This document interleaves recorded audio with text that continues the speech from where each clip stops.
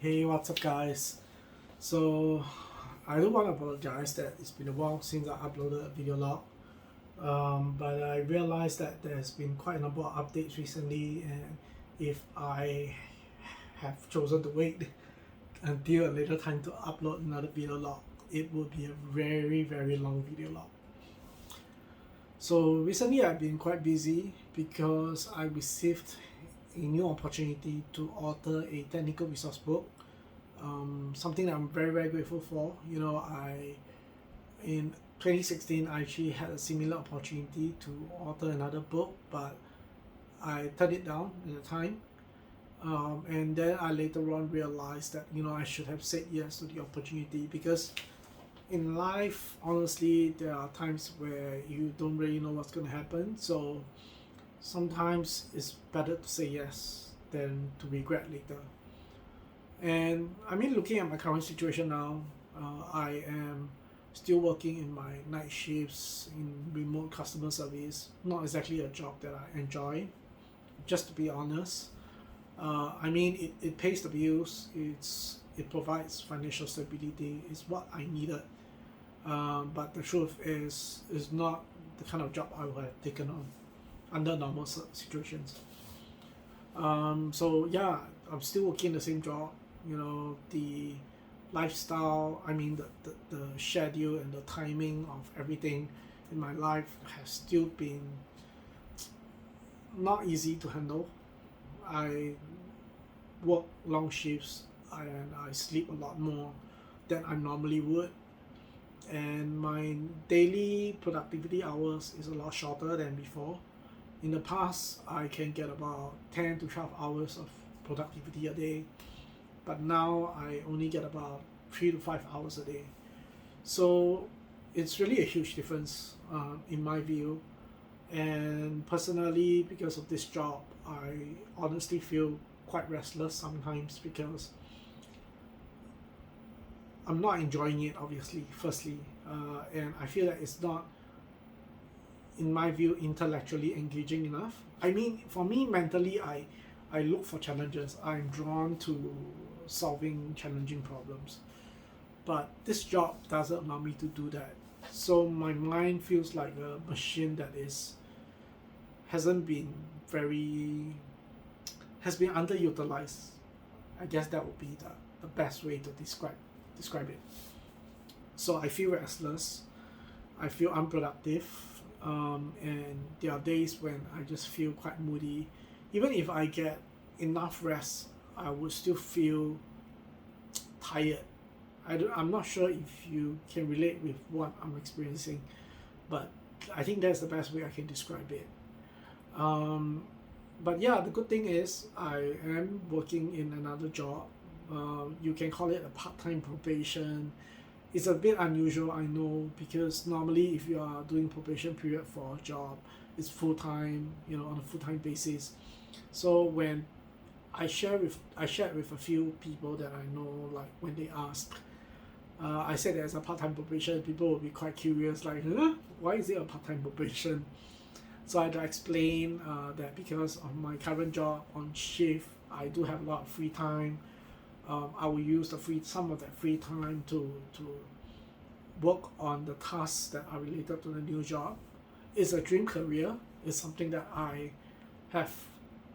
I would say that it wasn't something sort of pursued, but I would say that who I am as a person, who I am as a professional, my passions, my interests, my principles, my values, my beliefs, all of it is reflected in this job, right? When I'm in this job, this is who I am. So, yeah, it's why I call it a dream job. So I'm really excited by the new opportunity. I've kind of reached the point where we usually have a review period after you finish your probation, right? So I'm at that review point, and the point of where we do a review and decide if we should convert my position to a full-time role. I have been really looking forward to confirming this position, because by confirming this position, it means that uh, by confirming the position means that I will be able to go back to having like 10 to 12 hours of productivity a day. I would be able to do a lot more. I would have more free time to myself, which I don't have right now. So I can do a lot more things that I enjoy. So yeah, I'm so looking forward to that. And then on top of that, I also want to continue my pursuit of being a content creator, which is sort of part of my calling and sort of a purpose, when it comes to STEAM contents.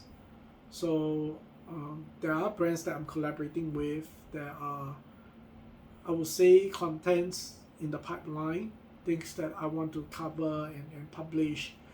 But with everything that's going on, it has been challenging to sort of work everything out, and I would say that I'll describe the progress as just slow, like really slow. So yeah, it really hasn't been easy.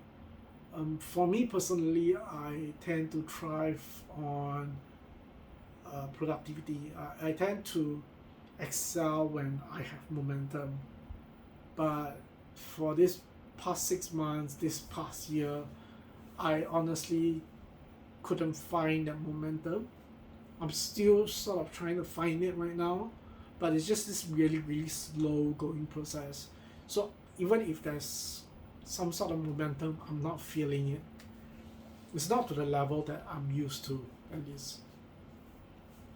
So I realized that there are a lot of goals that I have set for myself. There are a lot of targets I've set for myself this past year, but I have been missing a lot of my targets as well, and it's a little bit discouraging. So I'm very used to setting challenging goals for myself, and I'm very used to exceeding those goals and targets when I set them, because when I set challenging targets, I push myself, right?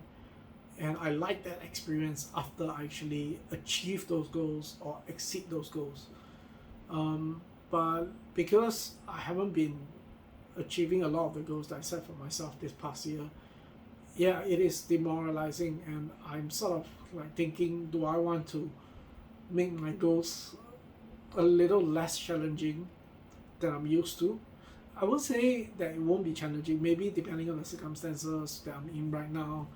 Maybe moderating the expectations could still be challenging in the current situation, but maybe it'll be more achievable. I'm thinking along those lines right now, so I'm sort of going through this self-evaluation process at the moment. So yeah, there's that. So taking on a book authoring opportunity at this time might seem a little bit counterproductive or counterintuitive. Like, it feels like I have quite a bit on my hands, but I'm still taking on something else. But I want to say yes to this opportunity because I know that I can't predict what will happen in the future. Things around me may and may not work out. I'm not saying that I don't want it to work out. I want them to work out, and I'm definitely going to put in my best, effort and my best attitude towards all these different commitments, and find a way to deliver.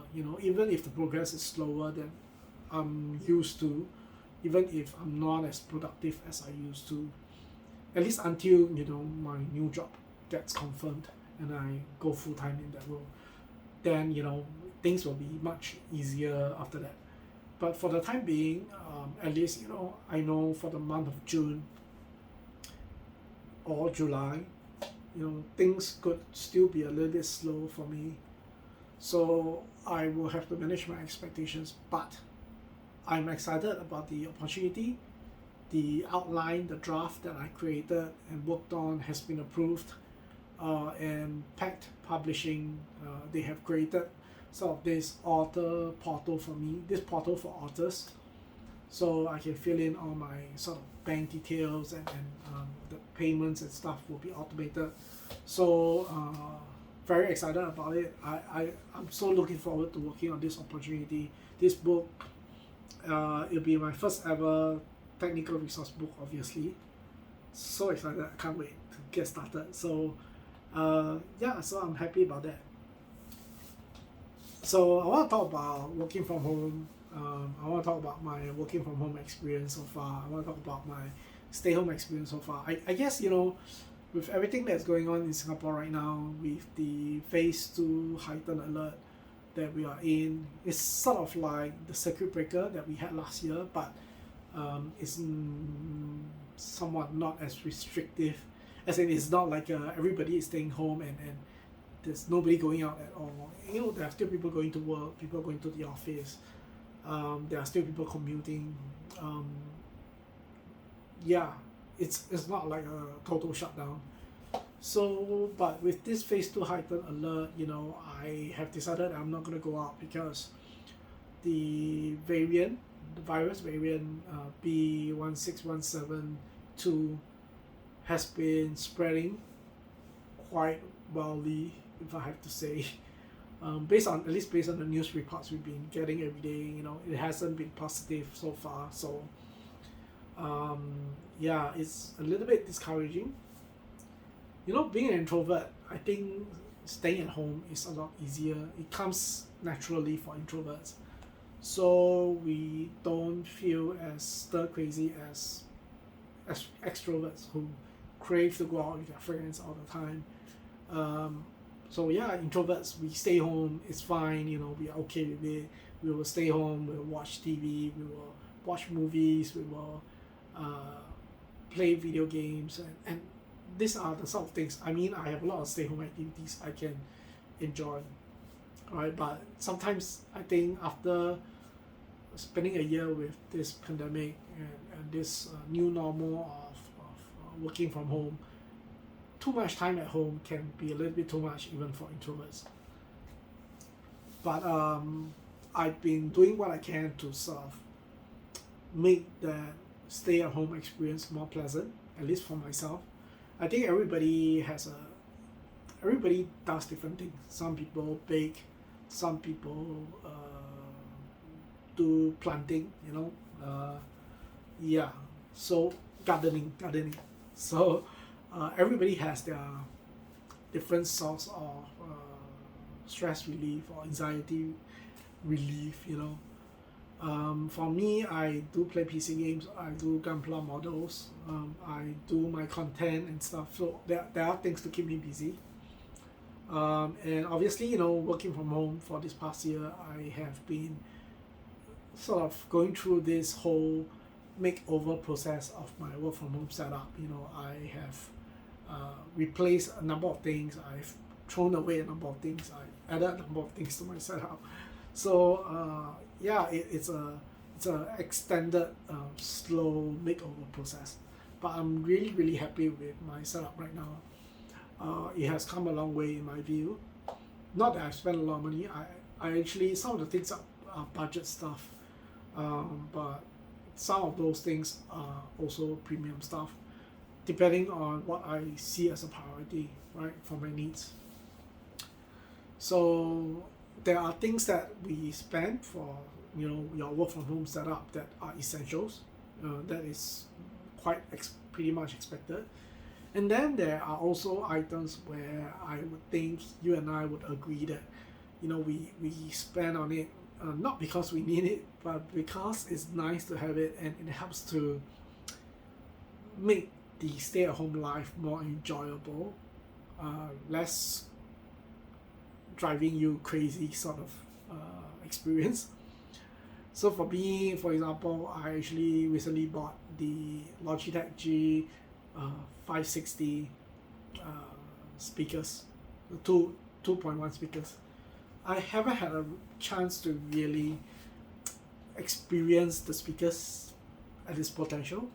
I guess mostly because I work at nights, I'm awake at nights, I'm sleeping during the day, so I can't really blast the speakers at night, when everybody else is sleeping. Right, one of the downsides of working nights, I guess, graveyard shift, everybody else is sleeping. It feels a bit lonely at night. But anyway, so I bought the speakers, and then I also bought the headphones, the Sennheiser HD600, basically an audiophile headphone. It was also the first headphone I ever bought as a teenager. I saved up my school pocket money to get the HD600. That was the first audiophile headphone I ever had. It's still my first love when it comes to headphones. So I do have the HD600, and like, okay, so I have the speakers. So another thing that I'm thinking about now is a dedicated sound card. So a lot of people probably never thought about getting a dedicated sound card, or it never crossed your mind, because I think nowadays when it comes to the custom PC building scene, a lot of gamers are just your run-of-the-mill normal gamers. They don't really see a need to have a sound card, because the current generation of motherboards, or even the previous generation of motherboards, the sounds are pretty okay coming out of it. So yeah, I guess not a lot of people see a need.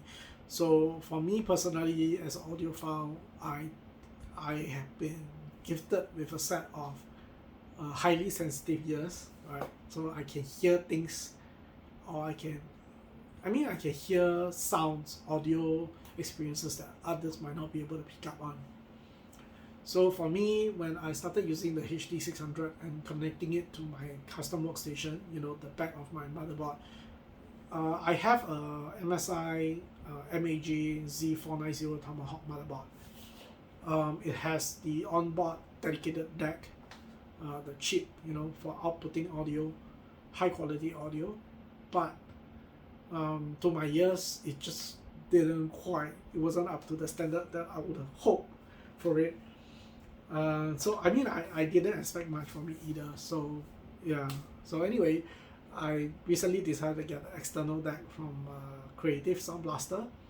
So I have been using Creative Sound Blaster for many years in the past. So ever since we started building PCs in the past, I've been using Sound Blaster sound cards, and then after that, their speakers, their headsets. So I have been a lifetime user of Sound Blaster products, except in recent years, when I started to use MacBooks and laptops because of work. So there hasn't been a need to get any Sound Blaster related stuff. So I did stop using it for a few years, but now that I have a custom workstation, and because we are working from home so much and staying home so much, and being an audiophile, I'm looking for ways to improve my experience at home, right? So enjoying good music, playing PC games with really good soundscapes. For example, I'm playing Horizon Zero Dawn right now. The soundscape for Horizon Zero Dawn is just amazing. It's absolutely amazing. So coupled with the HD600 by Sennheiser and the external DAC from Sound Blaster, the Sound Blaster X3, it has really changed my whole gaming immersive experience altogether. The thing about the Sound Blaster X3 is that it's more of a all-in-one generic home entertainment / gaming DAC. Some people call it a sound card, but to me it's just a DAC. A sound card is something that you actually install into the PC. That is a sound card, right? So that's how I see it. Our views can be different, but yeah. So anyway, I'm thinking about getting a dedicated sound card soon, because the external DAC, while it's good for some experiences like watching movies, playing racing games, RPG, open world games. So that is what the X3 really excels in. But other things like music and FPS games and other things is just not built for that. It's just, there are functionalities for it, but the sound is just off, at least to my ears. So I think it's important to point out that everybody's ears is different. We all the way we capture sound, the way we listen to sounds is different. not that there's a lot of big difference, but everybody's ears is there's just a variation, right? So what might not work for me, what might not sound right to me, might sound right to you. I mean, don't ask me to explain it. I'm obviously, I mean, I'm just sharing this from experience. So, so yeah, the deck is great, but I want a more premium experience, as an audiophile. So recently I did my research. I went online, I looked at available sound cards. Obviously, being a creative lifetime user, I kind of wish they would give me a discount, special discount. So I've actually thought about getting the AE5. I looked at the Sound Blaster Z, AE5, AE7, and then there's AE9. So AE9 is like the top tier. So I was thinking initially, hey, what I have the budget. Maybe I can get the AE5 and get the AE7, And then I was thinking, what if I just wait? What if I set aside the funds so that I have more than enough, and then the following month, which is June, I can actually get the AE9, so I can go for the best audio experience I could get. To me, as an audiophile, obviously, it's not something that I need, but it's nice to have. But yeah, if I'm saving up for it, I guess it's okay. So yeah, I look forward to getting it. The AE9, if I look at the pictures correctly, if the product description is correct, I should be able to get a dedicated sound card along with a deck that comes with the external sound card. So after that, I'm also thinking about, I know I'm guilty. I already have one wireless headset and one audiophile headphones, but I'm also thinking about maybe getting another mic. I have a Tron Max mic, which is amazing, but it's a USB mic. So I'm thinking about getting a mic with the analog audio input jack. Either that or maybe a gaming headset that has analog inputs and outputs, right? The analog jacks, separate analog jacks. So that is something that I'm thinking about right now. I probably won't get it yet. I mean, I'll probably do a bunch of research. I'll look at reviews. I'll watch lots of YouTube videos, and maybe post my idea on Reddit to see what the community thinks, especially in the audiophile community, before I make a decision. So, like for example, when I made a decision to get the Logitech G Pro X wireless headset, it was the best decision I made in terms of a work from home setup upgrade. So really, really good investment in my opinion. So yeah, I look forward to getting the sound card in June. Can't wait to get it and set it up and just listen to the difference, yeah. So anyway, thank you for watching. I would end my vlog here because it's getting a little bit long. But it's better that I do one now than wait, because the next one, if I didn't do one now, it will be super long. Alright, so if you enjoyed my video log, please hit the subscribe button below and give me a thumbs up. If not, well, you can, I don't know who would dislike this video. But anyway, yeah, do share with me in the comments below. Like, sorry, because I have an ulcer, so it's a little bit uncomfortable. So anyway, do share in the comments below. Let me know, like, when it comes to your work from home setup, what has your experience been like this past year? What are the things that you have bought to sort of enhance your work from home experience? And also, what else have you bought that you don't actually need but you like to have to sort of improve your stay home experience as well? I would love to read about it, and of course, we can exchange ideas along the way. So yeah, I look forward to reading your comments. Alright, so I will see you guys next time. Bye.